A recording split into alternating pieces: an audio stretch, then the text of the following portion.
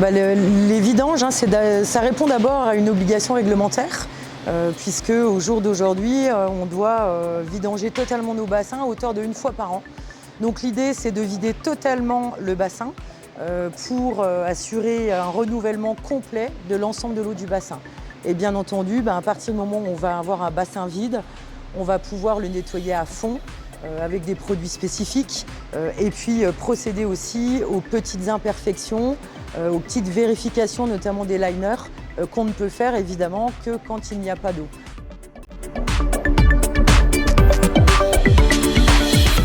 On a prévu beaucoup de peinture, on a prévu aussi beaucoup de réfections de carrelage. On reprend aussi par exemple le hammam dans sa globalité, certains joints qu'on va devoir refaire. Du nettoyage de toutes les goulottes aussi qui permettent l'évacuation de l'eau.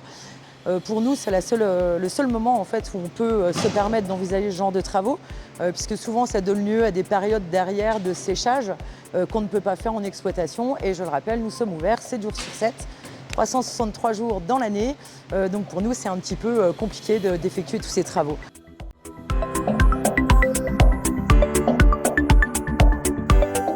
On va avoir tous les travaux qui sont liés à la mise en place de notre nouveau système d'encaissement et qui nécessite le changement de l'ensemble des tripodes.